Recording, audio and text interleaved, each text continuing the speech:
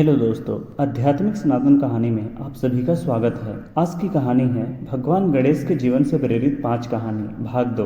पहली कहानी, कुबेर का घमंड। कुबेर एक प्रसिद्ध और ब्रह्मांड में सर्वसमृद्ध देव थे। उनके पास अत्यधिक धन व संपदा होने के कारण खुद पर बहुत अभिमान था। एक दिन कुबेर ने सभी देवी देवताओं समेत महादेव व उनकी पत्नी पार्वती को भी भोज पर बुलाया, किंतु महादेव व देवी पार्वती ने अपनी जगह श्री गणेश को कुबेर के यहाँ भेज दिया। गणपति को कुबेर का घमंडी व्यवहार अच्छा नहीं लगा और उन्होंने कुबेर का घमंड तोड़ने का निर्णय ले लिया। उस समय श्री गणेश कुबेर के महल में उपलब्ध सारा भोजन खा लिया और बाकी देवों के लिए कुछ भी नहीं छोड़ा। गणपति ने उस दिन कुबेर के महल का सारा भोजन खत्म कर दिया, किंतु फिर भी वे संतुष्ट नहीं हुए। यह देखकर कुबेर चिंतित हो गए और भगवान शिव के पास मदद के लिए पहुंच गए। गणपति की भूख अब तक शांत न हुई थी। तब भगवान शिव ने गणपति को एक कटोरे में अनाज खाने के लिए दिया और तब जाकर उनकी भूख शांत हुई। कुबेर को अपनी गलती का एहसास हुआ और उन्होंने अपनी संपन्नता को अन्य प्राणियों में बांटने का निर्णय किया। कहानी बताती है कि लालच और अभिमान किसी भी व्यक्ति के लिए कैसे हानिकारक हो सकता है और हमें सभी के प्रति विचार करना चाहिए, न कि सिर्फ अपने लिए।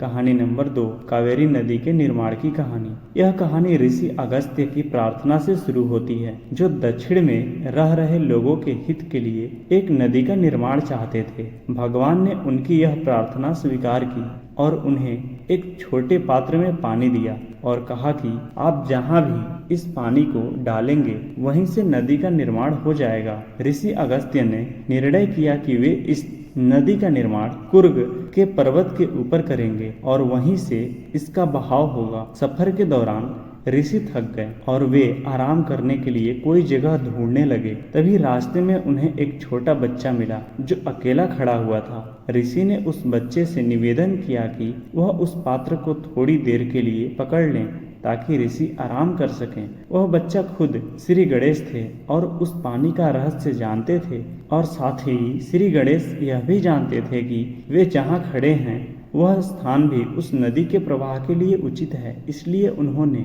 वह पात्र वहीं जमीन में रख दिया। जब ऋषि अगस्त्य वापस आए तो उन्होंने देखा कि वह पात्र जमीन पर रखा है और एक कौवा उसमें पानी पी रहा है। ऋषि ने उस कौवे को उड़ाने का प्रयास किया। वह कौवा इससे पहले उड़ता उसने वह पानी जमीन में गिरा दिया और वहां से एक नदी प्रवाहित होने लगी जिसका नाम कावेरी है। कभी कभी चीजें इच्छा अनुसार नहीं होती हैं, किंतु जो भी होता है वह एक अच्छे कारण के लिए ही होता है। कहानी नंबर 3, एक दंत की कहानी।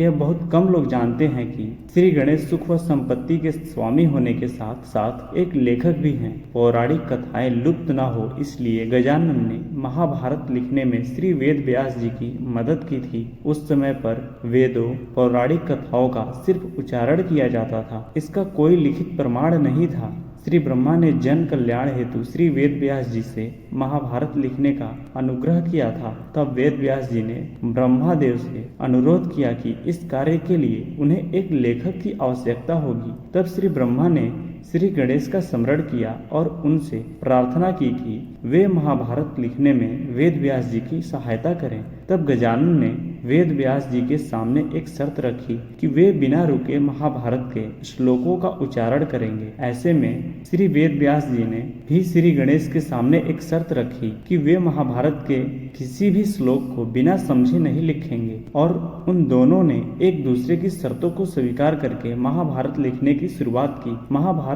के श्लोक लिखते समय श्री गणेश की कलम टूट गई और शर्त के अनुसार वेद व्यास जी को रुकना नहीं था, इसलिए श्री गणेश ने समय नष्ट न करते हुए महाभारत को संपूर्ण करने के लिए अपने एक दंत का उपयोग किया था। तब श्री गणेश और श्री वेद व्यास ने इस ग्रंथ को मिलकर पूर्ण किया और उसी समय से श्री गणेश का नाम एक दंत पड़ा। गणेश जी की यह कहानी बहुत स्पष्ट रूप से दर्शाती है कि एक कार्य को पूरा करने के लिए अनुशासित होना कितना आवश्यक है और इसे पूरा करने के लिए दृढ़ संकल्प का होना अनिवार्य है। किसी महाकाव्य को पूरा करने के लिए एक व्यक्तिगत बलिदान भी आवश्यक हो सकता है। कहानी नंबर 4, शापित चंद्रमा की कहानी है। जब श्री गणेश भोजन ग्रहण करने के बाद कैलाश वापस जाने के लिए मूषक की सवारी कर रहे थे। मूषक के अत्यधिक हिलने डुलने के कारण गणपति अपने भारी शरीर के साथ उस पर सवार नहीं हो पाए और धरती पर गिर गए। चंद्रदेव गणपति की उस स्थिति को देखकर हंस पड़े और अपनी खूबसूरती पर इतराने लगे। गणपति ने जब उन्हें खुद पर हंसते हुए देखा तो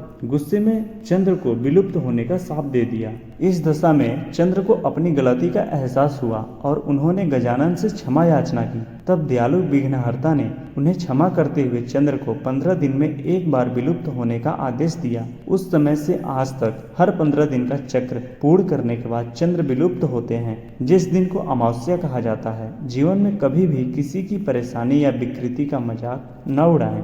कहानी नंबर 5, मीठे खीर की कहानी। एक दिन भगवान गणेश ने बच्चे का रूप बदला और एक हाथ में चावल और एक हाथ में दूध लेकर एक गांव जा पहुंचे। उन्होंने वहां हर किसी से निवेदन किया कि कोई उनके लिए खीर बना दे, किंतु सभी अपने कार्य में इतने व्यस्त थे कि किसी ने भी उनकी बात न सुनी। चलते चलते वह बालक एक झोपड़ी में जा पहुंचा, जहां एक गरीब औरत रहती थी। बच्चे ने उस औरत से भी निवेदन किया कि वे उनके लिए खीर बना दें। उस औरत ने बच्चे के लिए खीर बनाने के लिए हाँ की और तुरंत एक बर्तन में दूध चावल डालकर खीर बनाने के लिए आंच में रख दिया। वह बच्चा बाहर खेलने चला गया और जब तक के लिए खीर पक रही है वह औरत भी सो गई। जागने पर उस औरत को महसूस हुआ कि खीर पक चुकी है और बहुत स्वादिष्ट भी है। उससे रुका न गया और उसने सबसे पहले थोड़ी खीर से गणपति की मूर्ति के आगे भोग लगाया और फिर खुद भी खाने लगी। उस औरत ने अत्यधिक खीर खा ली थी, किंतु वह खीर का बर्तन खाली नहीं हुआ।